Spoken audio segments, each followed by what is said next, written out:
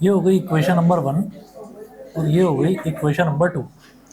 तो f is directly proportional to m1 m2 and f is directly proportional to 1 upon r square. मतलब इसी को क्या बोलते हैं कि f is inversely proportional to r square.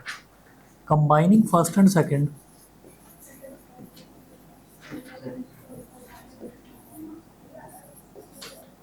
अगर मैं फर्स्ट और सेकंड इक्वेशन को कंबाइन कर दूं तो इसको कंबाइन करके ऐसे लिखा जा सकता है,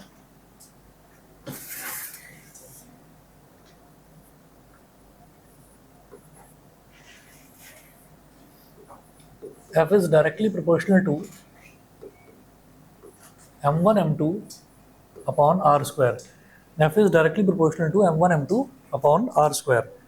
अच्छा अब इसमें ऐसा होता है कि जब भी कभी कोई प्रोपोर्शनैलिटी साइन, हमेशा ऐसा होता है कि जब भी कभी कोई प्रोपोर्शनैलिटी साइन होता है और मैं प्रोपोर्शनैलिटी साइन हटाकर इक्वालिटी साइन लगाना चाहूँ तो क्या हो जाएगा, एक कांस्टेंट ऑफ प्रोपोर्शनैलिटी आ जाता है। तो f is equal to G m1 m2 upon r square, where capital G is a constant of proportionality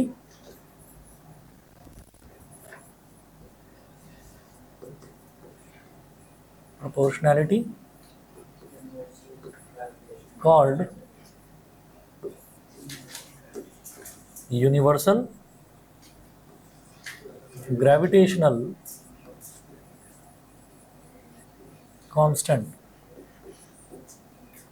universal gravitational constant. ठीक है, it's value is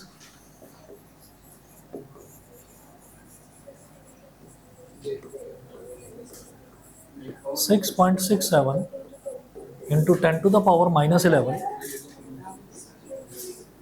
Newton metre square पर किलोग्राम स्क्वायर।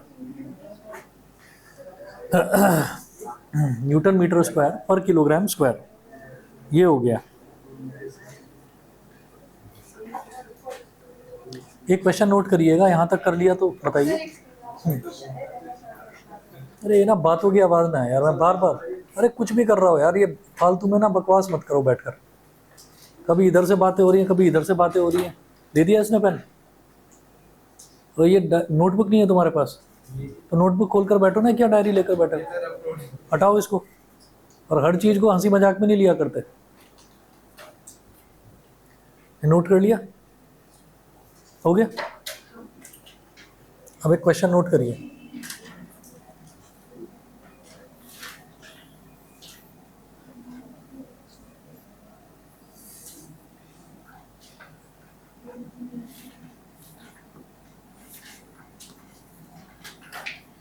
हाँ जी, question note करिएगा।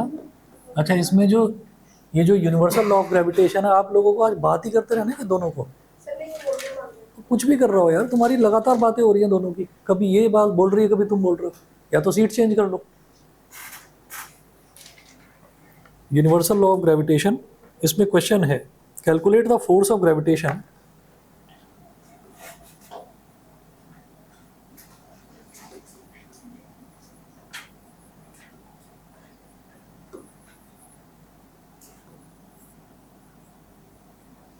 calculate the force of gravitation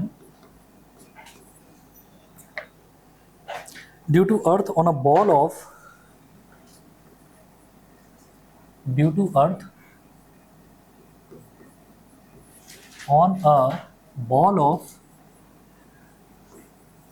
mass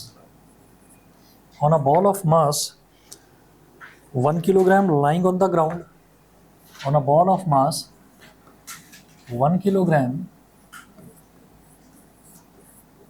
lying on the ground,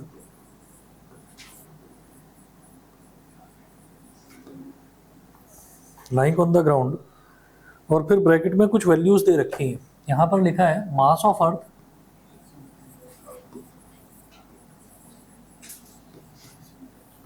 mass of earth 6 × 10⁻24 kg, और कुछ values जो है ना वो सीधा सीधा याद कर लीजिए। जैसे mass of earth 6 × 10⁻24 kilogram.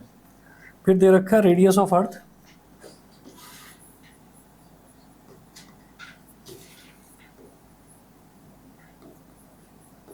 Radius of earth होता है 6.4 इंटू 10⁻⁶ मीटर, और कैपिटल जी की वैल्यू 6.67 होती है, लेकिन इस क्वेश्चन में 6.7 दे रखी है।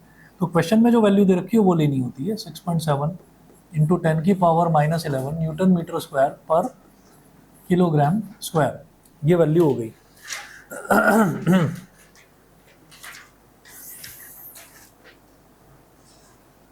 इधर आ जाओ, यहाँ आ जाओ, आ जाओ, यहाँ आ जाओ, खड़े हो जाओ।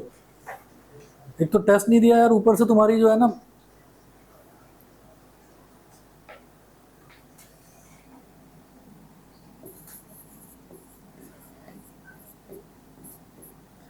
देखिए जब भी कभी हमसे ये कहा जाता है कि कोई दो ऑब्जेक्ट्स हैं और उन दो ऑब्जेक्ट्स के बीच में मेरे को डिस्टेंस निकालना है, अब वो दो ऑब्जेक्ट्स जो हैं उनका साइज भी तो मैटर करेगा ना। ये ऑब्जेक्ट बड़े साइज का है, छोटे साइज का है, मास से कोई फर्क नहीं पड़ता, मास तो हम मल्टीप्लाई कर देंगे जितना भी उनका मास है। तो हमने ये कहा कि जैसे एक ऑब्जेक्ट तो ये हो गया, ग्राउंड पर पड़ा हुआ है, एक ऑब्जेक्ट ये हो गया, ठीक है, दो ऑब्जेक्ट्स हैं। अच्छा, इसका मास मान लीजिए 5 kg है और इसका मास मान लीजिए 6 kg है। तो हमारे पास m1 और m2 तो आ गया। अब दोनों जो मासेस हैं इनके बीच का डिस्टेंस निकालना है, तो हम ये कहेंगे भाई डिस्टेंस कौन सा, ये वाला और ये वाला डिस्टेंस। तो इस वाले डिस्टेंस में गड़बड़ हो जाएगी। क्या ये होगा कि भाई ये जो ऑब्जेक्ट रखा हुआ है इसका तो आप राइट कॉर्नर ले रहे हो और इस ऑब्जेक्ट का लेफ्ट कॉर्नर ले रहे हो, ये भी ठीक नहीं है। अच्छा, यहाँ से और यहाँ तक अगर लें तो अच्छा इसका भी लेफ्ट लिया और इसका भी लेफ्ट लिया, तो हो सकता है इसकी विड्थ ज़्यादा हो और इसकी विड्थ कम हो। तो बहुत सारे इसमें सवाल उठने लगे कि हम डिस्टेंस प्रॉपर कैसे निकालें। तो हमेशा ऐसा करा जाएगा कि जो भी ऑब्जेक्ट है उसका सेंटर जहाँ पर है और इस ऑब्जेक्ट का भी सेंटर जहाँ पर है, इन सेंटर्स के बीच का डिस्टेंस लिया जाता है और उसको हम r बोलते हैं। फॉर्मूला क्या है हमारे पास, F is equal to G m1 m2 upon r square, ठीक है। अब ऐसी ही चीज़, अब यही चीज़ जो है, जब भी कभी हमको डिस्टेंस लेना है तो ऑब्जेक्ट्स के सेंटर्स के बीच का डिस्टेंस लेना है। इस चीज़ को दिमाग में रखते हुए अब इस क्वेश्चन को करेंगे। Calculate the force of gravitation due to earth on a ball of mass 1 kilogram lying on the ground. तो हमने कहा कि अर्थ जो है, अर्थ एक स्फीयर की तरह है, अर्थ एक स्फीयर की तरह है, तो अर्थ हमने ये ऐसे बना लिया और अर्थ के ऊपर, अर्थ की सरफेस पर एक बॉल पड़ी हुई है, तो बॉल ऐसे हो गई छोटी सी। तो हम ये कहेंगे कि अर्थ का भी मास हमारे पास है, बॉल का भी मास है, तो अर्थ के मास को मैंने m1 मान लिया, m1, और जो बॉल जो है, बॉल के मास को मैंने m2 मान लिया। उसके बाद क्या है कि जब भी डिस्टेंस लिया जाता है तो जो भी बॉडीज़ होती हैं उनके सेंटर्स के बीच का डिस्टेंस लिया जाता है। तो हमने ये कहा कि जो बॉल है, बॉल का सेंटर ये हो गया और अर्थ का सेंटर ये हो गया, तो इन दोनों के बीच का डिस्टेंस, इन दोनों के बीच का डिस्टेंस कैसे निकलेगा। मैं कहूँगा यार ये वाला जो डिस्टेंस है ना, ये तो रेडियस ऑफ अर्थ है। रेडियस ऑफ अर्थ कितना है, 6.4 इंटू 10⁻⁶ मीटर। और ये जो बॉल है यहाँ से यहाँ तक क्या होगा, बॉल का रेडियस कितना होगा इसके कंपैरिजन में, बहुत छोटा, 1 सेंटीमीटर, ज़्यादा से ज़्यादा 2 सेंटीमीटर, ठीक है ना। और कितनी बड़ी बॉल होगी। तो अब हम ये कहेंगे कि 6.4 इंटू 10⁻⁶ मीटर, इसके सामने 1-2 सेंटीमीटर तो कुछ एग्जिस्ट ही नहीं करता। तो हम ये कह देंगे कि इन दोनों ऑब्जेक्ट्स के बीच का distance approximately radius of earth के ही बराबर है, ठीक है ना। क्योंकि वो छोटा सा डिस्टेंस है, वो मैटर नहीं करता भाई, दोनों ऑब्जेक्ट्स के सेंटर के बीच का डिस्टेंस निकालना है। तो ये जो जरा सा डिस्टेंस है ना, बॉल का रेडियस, ये मैटर नहीं करता। तो हम ये कहेंगे distance between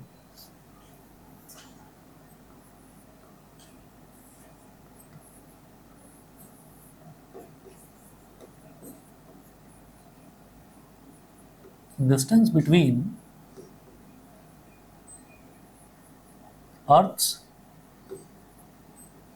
center and ball's center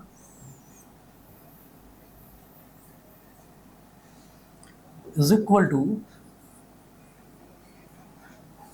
radius of Earth।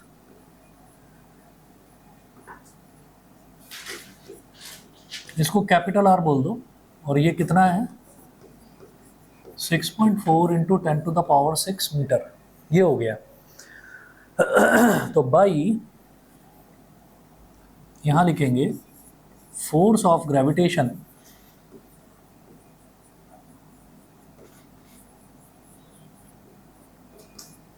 F is equal to Gm1m2 upon दोनों के बीच का डिस्टेंस इस बार क्या है, रेडियस ऑफ अर्थ ही दोनों के बीच का डिस्टेंस है, तो कैपिटल R ले लिया। तो Gm1m2 अपॉन R²। अब जो वैल्यूज़ हैं वो वैल्यूज़ डालिए। यूनिवर्सल लॉ ऑफ ग्रेविटेशन में जिन बच्चों ने पहले पढ़ रखा है, मैंने बताया था कि बस कैलकुलेशन आप जो है, कैलकुलेशन थोड़ी सी बड़ी है ना, उसके अलावा अगर आप देखेंगे तो बाकी कॉन्सेप्ट में कुछ ऐसा खास नहीं है, ठीक है ना, सिर्फ वैल्यूज़ डालनी है, आंसर निकालना है।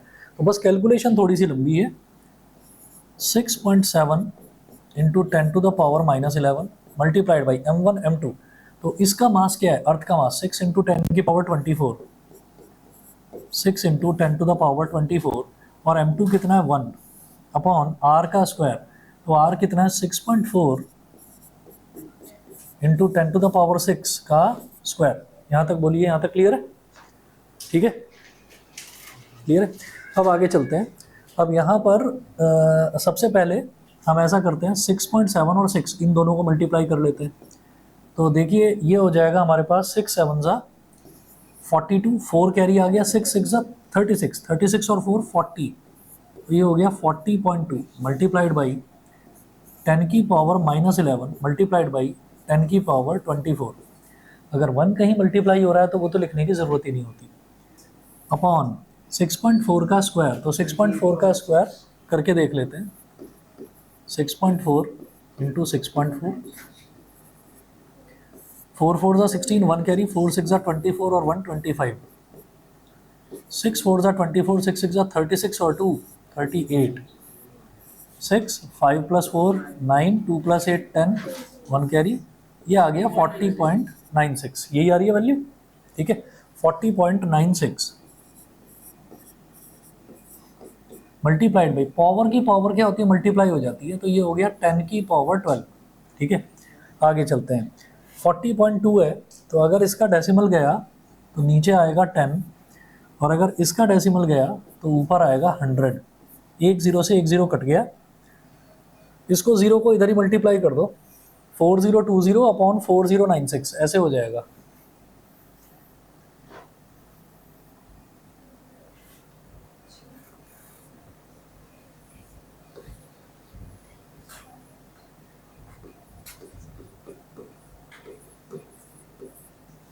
(4020 अपॉन 4096) इतना हो गया। ये 10⁻24 माइनस 11, 24 माइनस 11 कितना हो जाएगा, 13।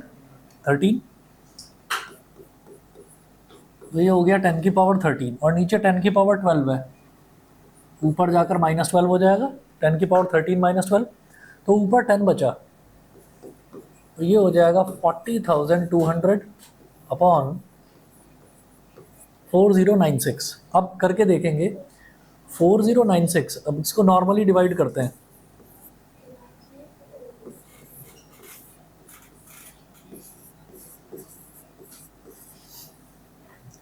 तो ये है 4000 और ये है 40,000, 4096, 40,200।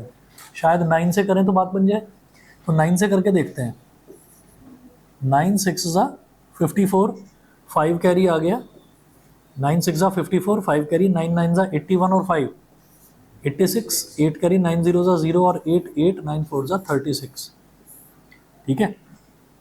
अब जब सब्ट्रैक्ट करेंगे तो 10 - 4 is 6, 9 - 6 is 10 - 4 is 6, 9 - 6 is 3, इधर क्या बचा 1, तो 11 - 8 is 3, और यहाँ बचेगा 9, 9 - 6 is 3, तो 3336 ये आ गया, 3336। आगे एक ज़ीरो लगाया, इधर एक डेसिमल लगा लिया, तो अब ज़रा देखिए 33,000, तो ये 8 ज़ा,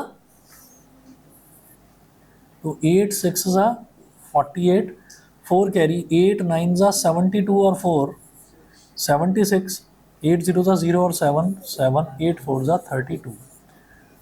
ये ऐसे ही चलता जाएगा। आपने 1 प्लेस ऑफ डेसिमल तक कर दिया, तो इसको आप ऐसे बोल देंगे इधर ही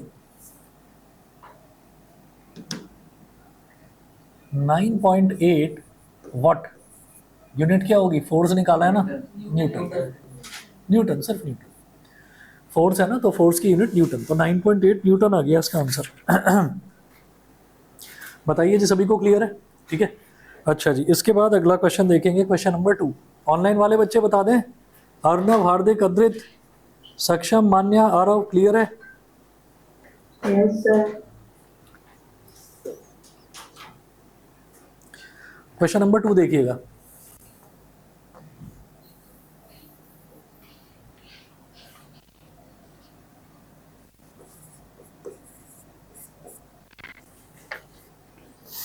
The mass of the earth is 6 into 10 की power 24 kg.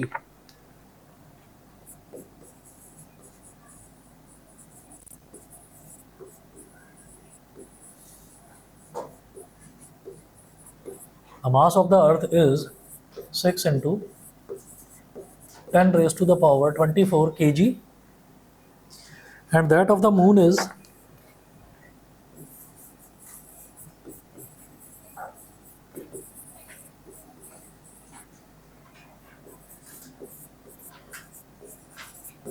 and that of the moon is 7.4 into 10 की power 22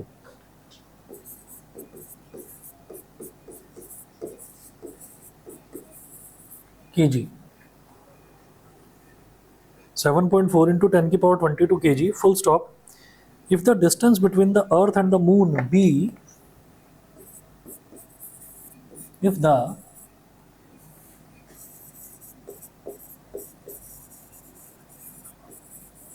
distance between the earth and the moon be 3.84 into 10 की power 5 kilometre,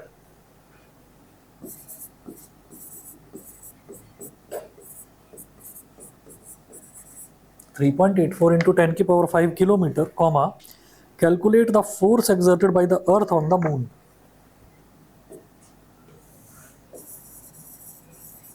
Calculate the force exerted by the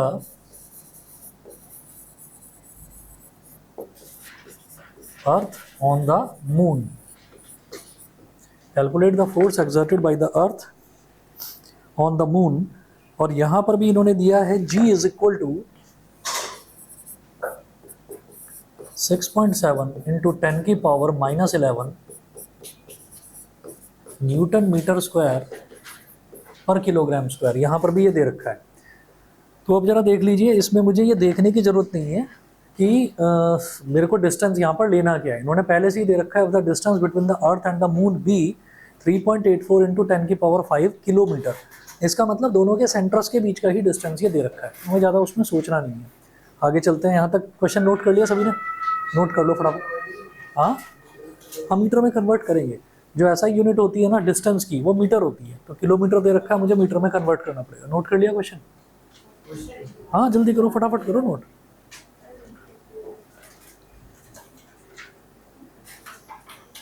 ये जो आपके notes बनवा रहा हूँ, आप ये समझ लीजिए, जब आपका फाइनल एग्जाम होगा या जो भी आपका स्कूल में एग्जाम होगा, उसमें ये नोट्स आप कर जाना, आपका एनसीईआरटी से भी ज़्यादा हो जाएगा। इतना करवा दूंगा यहाँ पर, ठीक है ना। साथ में प्रिपरेशन के नाम पर एक तो ये जितने यहाँ क्वेश्चन करा रहा हूँ नोट्स में वो, और उसके अलावा जो एनसीईआरटी के पीछे के क्वेश्चंस दे रखे हैं वो सारा प्रिपेयर करके चले जाओ, और फिर कुछ नहीं आना, ठीक है ना। और उसके अलावा फिर कुछ नहीं आना पेपर में, आप आराम से कर लेंगे, ठीक है। तो मैं जैसे क्वेश्चन लिख रहा हूँ तो इसमें सोचना ही नहीं है कि लिखना है या नहीं लिखना, सब लिखना ही है। जो बच्चे नहीं लिख रहे हैं वो एक बार कर चुके हैं चैप्टर मेरे साथ।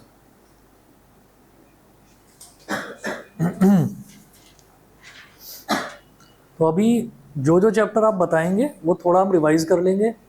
केमिस्ट्री में हमारा एक चैप्टर बचा हुआ है स्ट्रक्चर ऑफ एटम, और फिजिक्स में हमारा एक चैप्टर बचा हुआ है साउंड।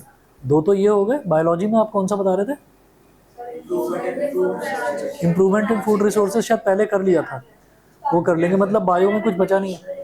टिश्यूज़ रिवाइज करा दूंगा मैं, टिश्यूज़ रिवाइज करा दूंगा। हाँ, वो नोट्स जो बाकी बच्चे हैं ना उनको भी मैं नोट्स दे दूंगा, बता देना मेरे को टिश्यूज़ के नोट्स किस किस के पास नहीं है। 1 2 3 4 5 6, चलो मैं अप्रॉक्सीमेटली 10 कॉपी निकलवा लूँगा। सर वो इम्प्रूवमेंट वाला चैप्टर हाँ, इम्प्रूवमेंट वाला चैप्टर इम्प्रूवमेंट वाला एक बार करा था, पहले करा था, आई थिंक जुलाई अगस्त में कभी करा था। करवा लेंगे, दोबारा करवा देंगे, कर लेंगे। जरा सा ही चैप्टर है, नोट कर लिया? ठीक है, सभी बच्चों ने क्वेश्चन नोट कर लिया? पीछे उदित नोट कर लिया? करा भी है, वैसे ही बोल रहे हो? नोटबुक बंद है तुम्हारी? पीछे अरे नहीं नहीं कर रहा है अभी वो, ऐसा नहीं। ड्राइंग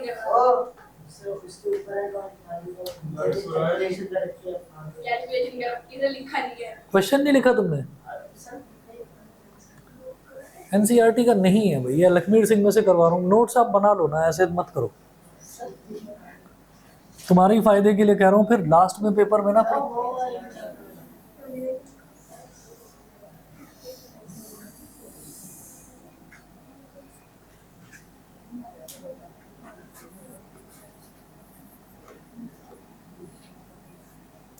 अब देखिएगा यहाँ पर इन्होंने बोला क्या है, ये बोल रहे हैं the mass of the earth is 6 × 10⁻24 kg।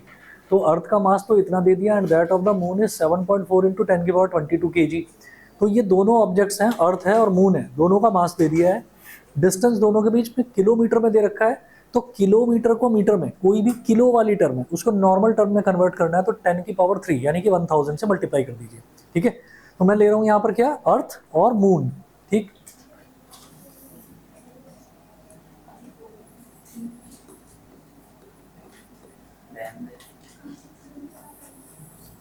तो ये तो हो गया अर्थ।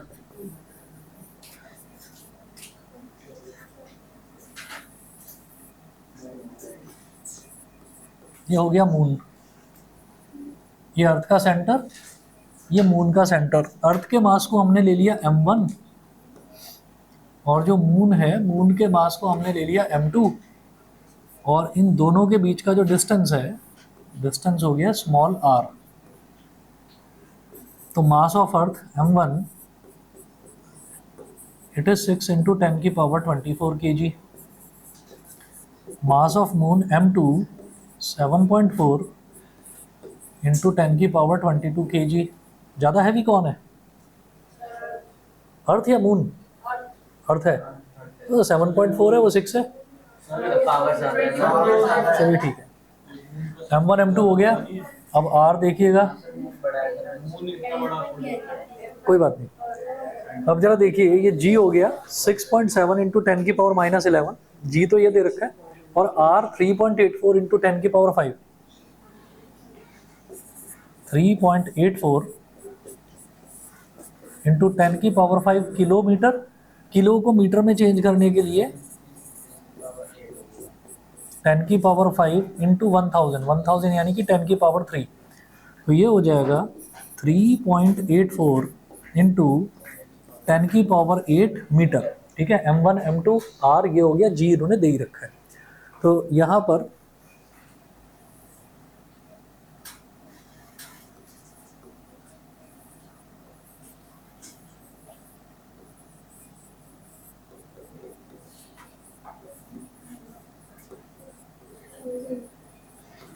by Newton's law of gravitation,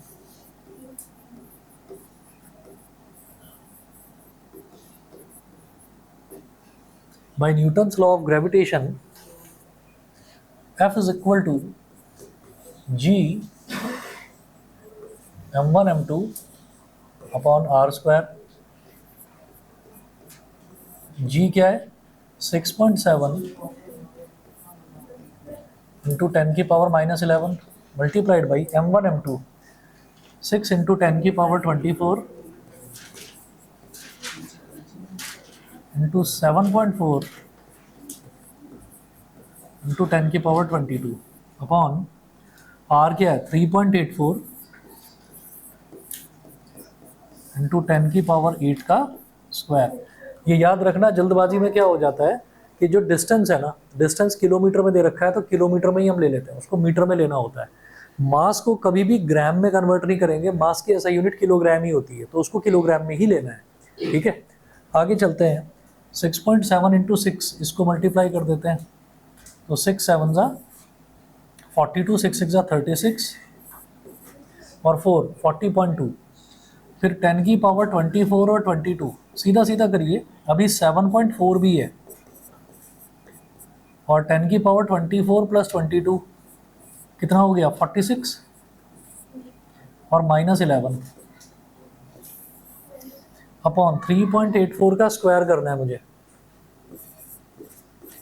तो 3.84 मल्टीप्लाइड बाई 3.84, 4 4 16, 1 कैरी आ गया, 4 8 32 और 1 33, 3 कैरी आ गया, 4 3 12 और 3 15, फिर 8 4 32, 3 कैरी आ गया, 8 8 64 और 3 67, 6 कैरी आ गया, 8 3 24 और 6 30, डबल क्रॉस लगा दीजिए, 3 4 12, 1 कैरी आ गया, 3 8 24 और 1 25, 2 कैरी आ गया, 3 3 9 और 2 11, 6 3 plus 2 5, 5 plus 7 12 plus 2 14, 1 carry, 1 plus 1 2 plus 5 7, 3 plus 1 4, इतना। डेसिमल के बाद 2 डिजिट, डेसिमल के बाद 2 डिजिट, यानी कि टोटल 4 डिजिट, 1 2 3 4, 14.75 कर दीजिए, 14.75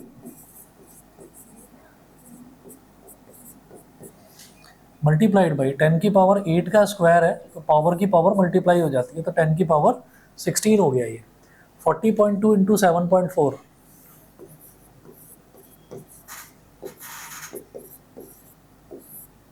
4 2 8, 4 0 0, 4 4 16, 7 2 14, 7 0 0 और 1 1, 7 4 28, 8 हो गया, 0 plus 4 is 4, 6 plus 1 7, 1 plus 8 9, 29748, decimal के बाद एक और एक 2 डिजिट, तो 297.48,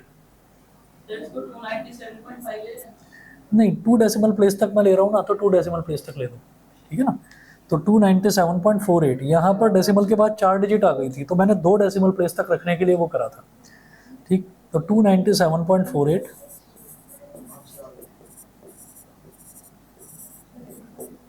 46 माइनस 11 कितना हो जाएगा 35, 10 की पावर 35, 16 ऊपर चला जाएगा, तो 35 माइनस 16 अपॉन 14.75, ठीक है। अब इधर भी डेसिमल के बाद 2 डिजिट, इधर भी डेसिमल के बाद 2 डिजिट, तो डेसिमल से डेसिमल कैंसिल आउट हो गया, और 35 माइनस 6 कितना होता है 29, तो 10 की पावर 19 हो जाएगा, तो 10 की पावर 19 तो बाद में लिखेंगे, पहले इनको डिवाइड करके देखते हैं, 1475 से मुझे डिवाइड करना है 29748 को, 29748 इसको डिवाइड करना है, तो 1400 और ये 2900, 2 हो जाएगा, तो 2 5 10, 1 कैरी, 2 7 14 और 1 15, 1 कैरी, 2 4 8 और 1 9 और 2 1 2, 2950, तो कितना आ जाएगा 24, एक 8 नीचे कॉपी करा, तो ये तो डिवाइड होगा नहीं इससे, तो 0 आ गया, फिर डेसिमल लगाया, एक 0 यहाँ लगाया, तो 2480, अब ये 2 नहीं होगा, ये 1 ही होगा, तो यहाँ पर 1, तो ये कितना हो जाएगा 1475, अब 10 माइनस 5 इज़ 5, 10 माइनस 5 इज़ 5, इधर क्या बचेगा, इधर बचेगा 7, 7 माइनस 7 इज़ 0, 4 माइनस 4 इज़ 0, 1005, फिर एक 0 और लगाया, है ना, 8 हो रहा है पक्का, 8 5 40, 8 7 56 और 4, 56 और 4, 8 से बड़ा नहीं हो जाएगा क्या, 8 से बड़ा हो जाएगा, 7 से हो जाएगा, 8 से ही हो जाएगा, 7 लग रहा है, 8, अच्छा चलो 8 से देख लेते हैं पहले, 8 5 40, 8 7 56, वो भी बड़ा ही है, वो भी बड़ा ही है ना, और अगर 8 से देख रहे हैं तो 8 4 32, अरे वो तो 11,000 आ रहा है, कहाँ 8 लेकर बैठ गए, ना ना ना, राउंड ऑफ ये सर 8750 आता है। ये 6 से जा रहा है, तो 6 5 जा 30, 6 7 जा 42 और 3 45, 4 बचा और 6 4 जा 24 और 4 28, 2 कैरी, 6 1 जा 6 और 2 8, 8850 ये आ रहा है, ठीक है। तो ये ठीक है 20.16 इंटू 10 टू द पावर 19 क्या न्यूटन। ये है फाइनली इसका आंसर। हाँ जी, इन्होंने क्या दे रखा है वो बता देता हूँ। इन्होंने आंसर दे रखा है 2.01 इंटू 10 की पावर 20। तो क्या करा आप ये देखिएगा, ये कैसे करा जाता है कि जैसे मैं डेसिमल को लेफ्ट में शिफ्ट कर रहा हूँ, तो पहले नंबर क्या था 20.16, उसको लेफ्ट में एक प्लेस शिफ्ट करा तो नंबर छोटा हो गया, कितना हो गया 2.016, है ना। तो मैंने नंबर को एक प्लेस छोटा करा है तो पावर को एक प्लेस बड़ा कर दूंगा, यानी कि उसमें 1 ऐड कर दूंगा कंपेंसेट करने के लिए, बैलेंस बनाने के लिए।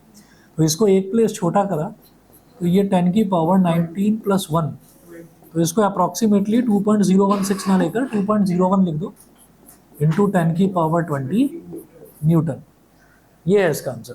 बताइए जी, सभी को क्लियर है? ठीक है जी, ये आज फिर इतना ही करिए, बाकी नेक्स्ट क्लास में देखते हैं, ठीक है।